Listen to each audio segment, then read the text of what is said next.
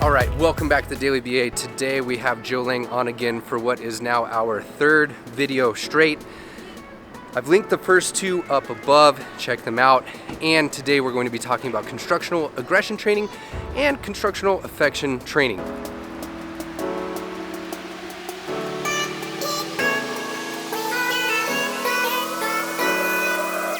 Oftentimes we approach these things in our science by differentially reinforcing some sort of specific behavior or pattern of responses.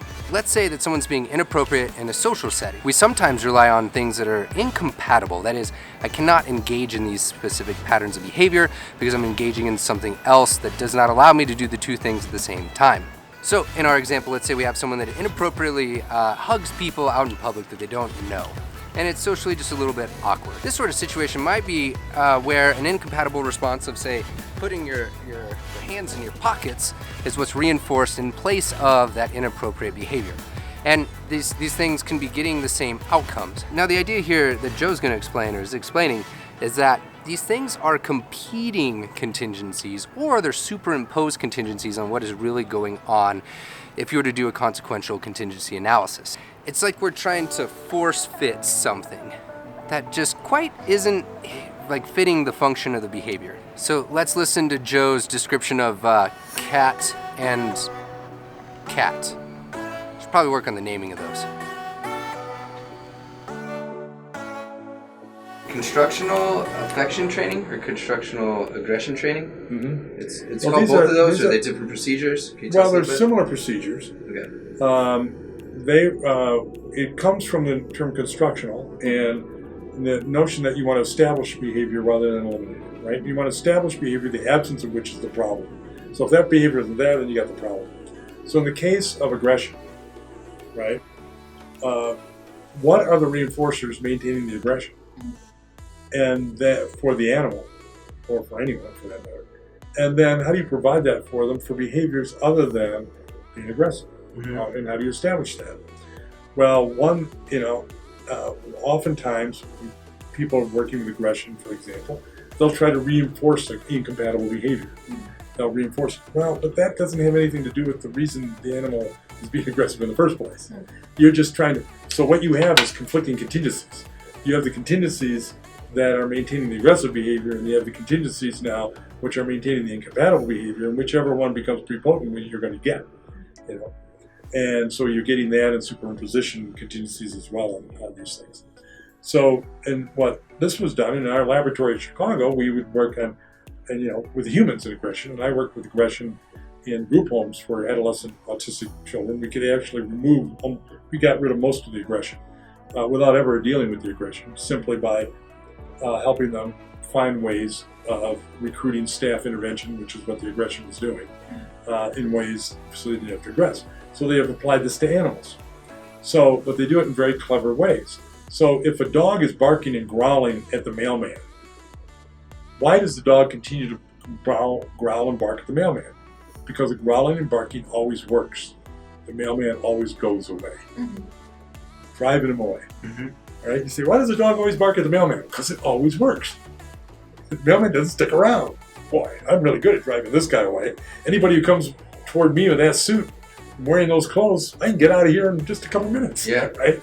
From the dog's point of view. So what they did is they developed a procedure whereby they present the stimulus, which evokes the aggressive behavior, but it just at its basic onset of the behavior. So the dog might just start licking and growling, her hair starts standing up, and they'll stop. And the dog looks away, and they'll walk away. Well, that walking away is the reinforcer that is maintaining the ground state. So it is just reinforced that behavior of looking away. Now they come up a little closer and a little closer, and each time they do, they walk away. Now this is to be contrasted with systematic desensitization, which you come closer, but then you come closer still. In other words, you're basically punishing the behavior you're after. What you'll see is a narrowing of the behavior. The animal will look closer and closer at it, or the person, and desensitizate, they'll see it coming, and you'll see it coming, and their eyes will be fixated on this. Whereas in this procedure, the animal's looking around and doing all kinds of other things. They're not fixated. It's an expanding of the repertoire, not a narrowing. You're not punishing the repertoire you're trying to get, right? And then just getting them to adapt to its closeness. You're actually reinforcing alternative behaviors with its removal. And so you're using negative reinforcement that they were getting otherwise to shape new behavior. And you get within a certain distance, and then there's a switch. The animal all of a sudden becomes friendly and starts engaging in other behaviors, and then you can reinforce with food and so on and do all sorts of things. You do this then with a few other folks, and the dog now is friendly. There's a book now by Kelly Snyder that's currently on the market that you can buy. I think it's called Turning Fierce Dogs Friendly. And it's a book that describes these procedures for people who have dogs, dogs. It was developed at the University of North Texas with Jesus Rosales Ruiz and his group, and Kelly did a thesis on this. Constructional affection training is similar. So in this one is, how can you use the stimuli the dogs are trying to get? In other words, what do they near as reinforcers? So for example, a dog comes up and jumps on you. How do you get a dog to stop jumping on you? Well, what is the dog after if it's jumping on you? Contact. If you push it away, it just got really nice contact, right? So you've just reinforced jumping on you by pushing it away. So what do? Well, what they've developed is a series of procedures in this one example. As the dog jumps on you, you do nothing. You just stand there. The dog eventually feet will all land on the floor. When there's 4 feet on the floor, you pet the dog immediately. If the dog sits, you pet him with 2 hands. And you say, well, how can you be sure petting's a reinforcer? Well, it's a highly likely reinforcer since contact was the major reinforcer for jumping, right? So you're giving the dog. So pretty soon, you do this just for a few minutes. And I've done this at dog parks. You do this for a few minutes, the dog will run up to you and sit down, right? So you're using that type of training. They show two of UNT students who graduated with master's degree from UNT, Chase Owens and Sean Will, have developed an entire set of procedures for training a range of behaviors where they can go into an animal shelter and using a combination of the 2 cats, constructional affection training and aggression training, completely shape the behaviors of every dog in the kennel to make them more adaptable. And what's cool about it is it's using reinforcers that are liable to occur in the normal life of the dog, the affection that they're going to get, and the walking away that they get for doing these things, and so forth, are all part of the contingency, so there's no special training really required too much by the people who are doing the adopting. And so, some dogs, if they're little dogs, sitting there up front, wagging the tail, to bigger dogs sitting a little further back, doing a little differently. So they actually train the dogs in the behaviors that are most likely to get them adopted. And they do it without food reinforcers, for the most part.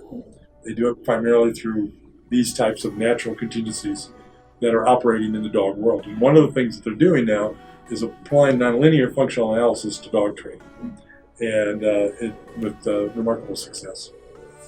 In other words, they're doing a contingency analysis rather than superimposing using extraneous consequences to the consequences maintaining the pattern. They're actually doing a contingency analysis in order to achieve the results. Sean and Chase, you said? Yep. That's cool. Now, that's pretty crazy, right? This could also have a pretty large effect on our public perception as well, I think, right? All right, I've linked 2 $5 Amazon gift cards, so you can try to go snag that book down below. And Sean, Chase, if you see this, props to y'all. It's been a while since I've seen you. It looks like you guys are really grinding, hustling out there and creating some really cool opportunities, technologies, and outcomes for people and animals that really need it. Now, I've also linked a couple other resources, that is UNT's website, as well as their history behavior analysis page, which has a plethora of really cool old gems that are just like, ooh, so good. Now, with that said, I'm I think now 2 days or so from hitting the road to Egypt. Not so sure how my connectivity is going to be there. I hope to be in connection as much as I possibly can. I've backlogged and uploaded a couple videos for y'all. I'm gonna try to keep up. I promised a lot of cool stuff. Thank you for your support. It means so much. If you can do me a little favor, that like, share button, it makes a huge, huge difference.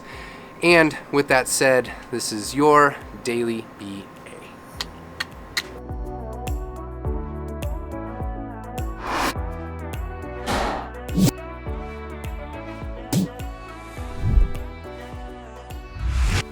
So you told us about a really interesting animal example earlier today with a hyena.